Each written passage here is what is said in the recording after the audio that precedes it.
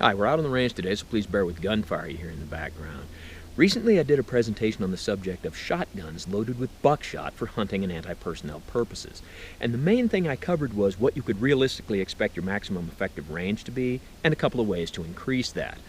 Well, that led to so much commentary and so many questions that it created a need for a part 2, maybe even a part 3. And one of the things that came up quite a bit was federal premium buckshot with something called flight control wad.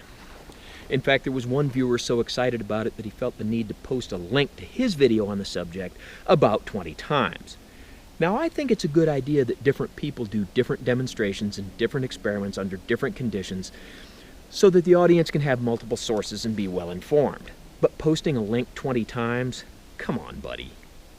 But to get back on task, in part 1 I found that when I loaded my Remington 870 Tactical with 18.5-inch cylinder bore barrel with Remington green and yellow box 12 gauge 2 3/4 inch double-aught buck 9 pellet and shot at a deer target identical to this one, to keep enough pellets on here that I considered it a decisive hit, my maximum effective range was about 25 yards. Now I've got my Remington 870 Tactical loaded with Federal Premium 12 gauge 2 3/4 inch double-aught buck 9 pellet with flight control wad, and let's see to what degree, if any, that increases our maximum effective range. And I'll start by shooting from 30 yards.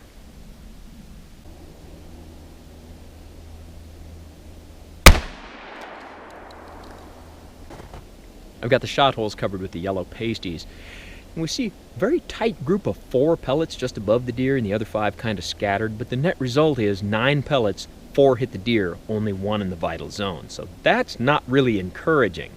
But let's try another shot from 30 yards.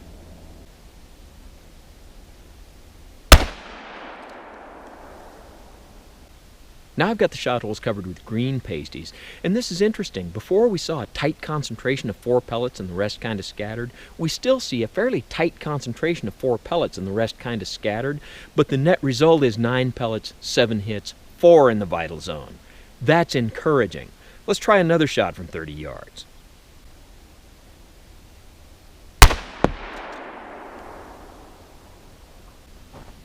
Here's what our flight control wad looks like. This was just lying at the base of the target.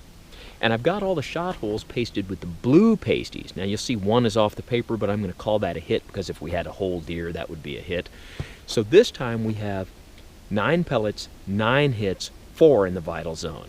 That is encouraging. Let's try one more shot from 30 yards.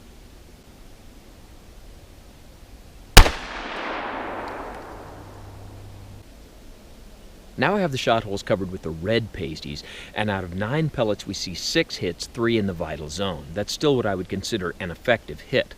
So I'll put up a new target, go back to 40 yards, and let's see what kind of results we get.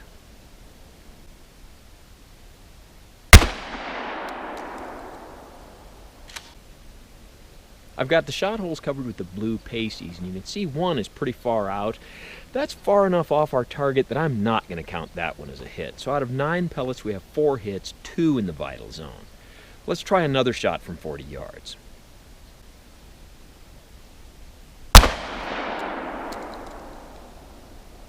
For our second shot, I have the holes covered with the yellow pasties, and we can see 9 pellets, 8 hits, 6 in the vital zone. Okay. Now with the first shot covered with the blue pasties, we can see it's not a matter of missing. That pattern is pretty well centered. With the second shot, the pattern's very well centered, but about 1/4 the size. And this is an illustration of 2 points. 1, the unpredictability of buckshot, no matter how premium they might claim that it is. And 2, this is why you don't hang your hat on the results of just 1 shot. Now let's go back to 40 yards and shoot another shot.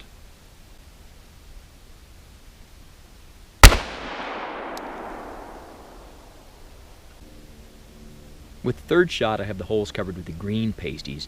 Out of 9 pellets, there's 6 hits, 2 in the vital zone, plus a hit in the spinal column. So I'm going to call this an effective hit. And if you'll bear with the tedium, I'm going to fire one more shot from 40 yards.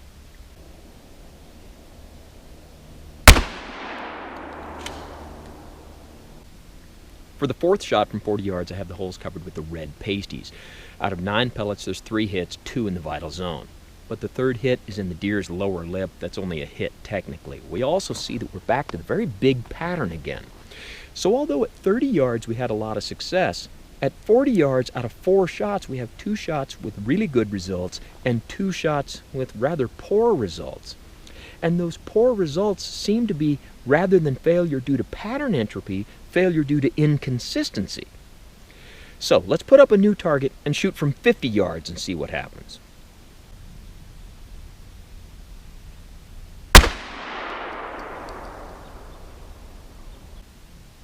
At 50 yards I was using my Remington Model 11 with a full choke barrel, and I have the shot holes covered with the blue pasties, and it looks like we have a really good pattern just a little bit high. So out of 9 pellets only 2 hit the target, both in the vital zone. So does this ammo just pattern a little high in my gun, or was I a little bit off? Let's shoot another shot from 50 yards and see what happens.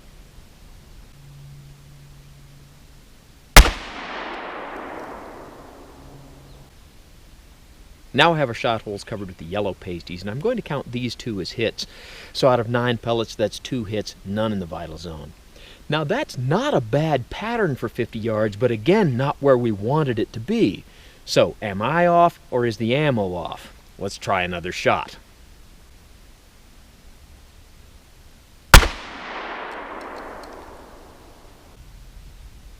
Now I have the shot holes covered with the green pasties, and out of 9 pellets we have 7 hits, 4 in the vital zone. That's a very effective hit. Also, we can see that with our first shot and our third shot, the patterns are significantly tighter than they were with the second shot. So again, we're seeing a little bit of inconsistency with this ammo. So let's go back to 50 yards and try one more shot.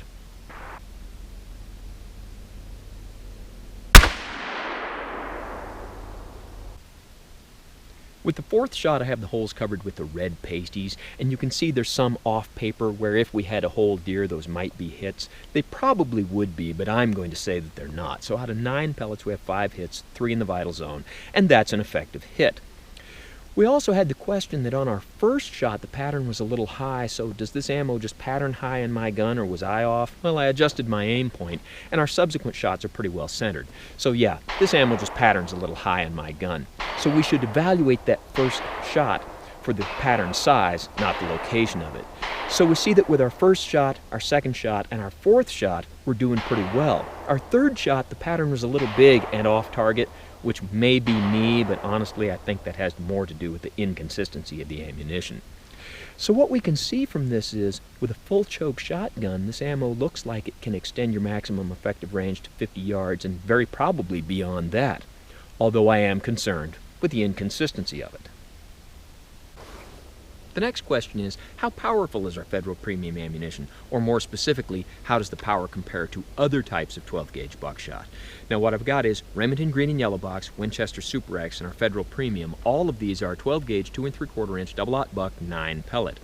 And all of them have an advertised velocity stamped on the box of 1,325 feet per second.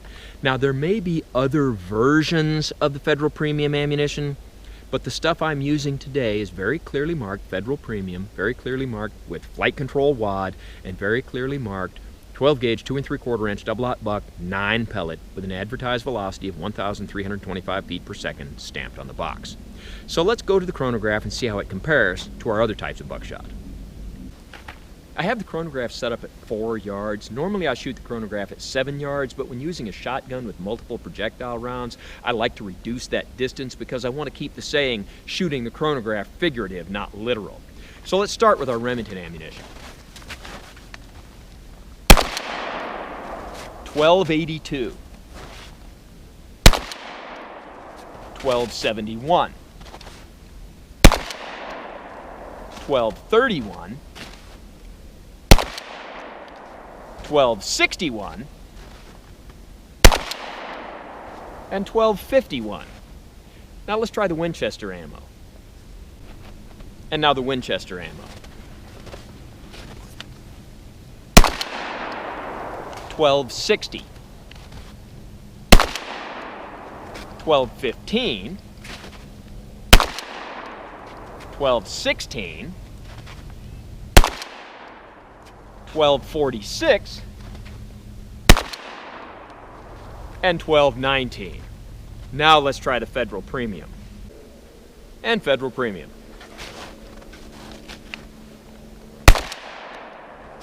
$12.36, $12.87,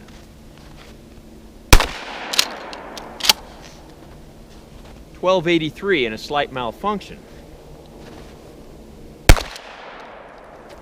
$12.37, and $12.42. Now let's go crunch the numbers. Well, I crunched the numbers and here's the results. Now the first thing I have to point out is, on previous occasions we've chronographed this Remington ammunition and gotten different results. Chronographs don't always agree with each other, and certain environmental factors like elevation and ambient temperature can affect chronograph results. But because all of these were shot through the same gun at the same chronograph under the same conditions, these numbers are accurate, at least relative to each other. And what we got for the Remington was mean velocity of 1259, for the Winchester 1231, and for the Federal Premium 1257. All within the variation of one round to the next, not enough difference to make a difference.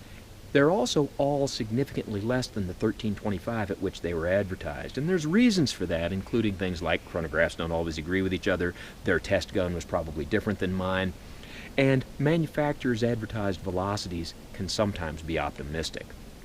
But what this shows us is that although the Federal Premium with flight control wad might very well increase your maximum effective range, in terms of velocity, it's not all that premium. Now in part one we shot a meat target, so doing it again today would be redundant, but it seems that people never tire of seeing it shot, and I certainly never get tired of introducing it, so we'll shoot it again today. Now for those who haven't seen it, this is the deer meat target. Leather jacket skin followed by pork ribs, 2 bags of oranges to simulate both lungs. You typically shoot deer from the side.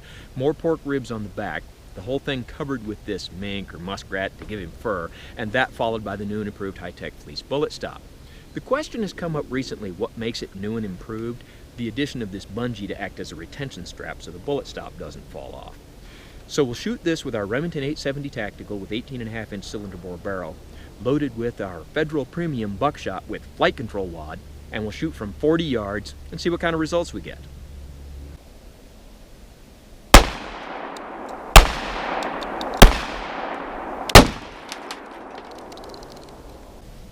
Well, I've got our meat target taken apart, and the first thing I noticed is some really inconsistent penetration. One of the pellets was stopped by the front of the ribs on the front of the target. It didn't make it through anything more than the leather jacket skin, while some of the pellets were stopped by the ribs on the back of the target, and some made it through to about the 10th layer of fleece. But aside from that inconsistency, it looks like for the most part we got pretty good penetration and pretty good tissue damage. Also, these Federal Premium projectiles are copper-plated buckshot, and that's supposed to reduce the amount of deformation they incur both in the barrel and when they go through the intended target. Let me show you a close-up of some of the pellets I recovered. And we can see a little deformation here, but for the most part these kept their shape pretty well. Now one more thing I want to add. Both in part one and today you saw that I shot the meat target multiple times with buckshot. Well, there was a viewer that was very concerned that by doing that I was setting a bad example, as if I'm trying to advocate that shooters should continue to indiscriminately shoot at the deer. Okay. The reason I shoot the meat target multiple times is to get more pellets on target, thus getting more data for evaluation.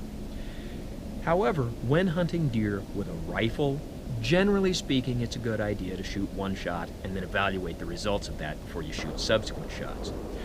But since we're talking about shotguns loaded with buckshot, both for anti-personnel and hunting purposes, when using a shotgun loaded with buckshot in an anti-personnel situation, I would say that you want to keep firing until firing has become unsafe to innocent bystanders or the threat has abated. When hunting deer with a shotgun loaded with buckshot, if I want to be successful, I will keep firing until perhaps that deer has moved to a point where I'm now aiming somewhere that's unsafe, so quit firing due to safety, or the deer has gone out of sight or out of range, or the deer has become incapacitated.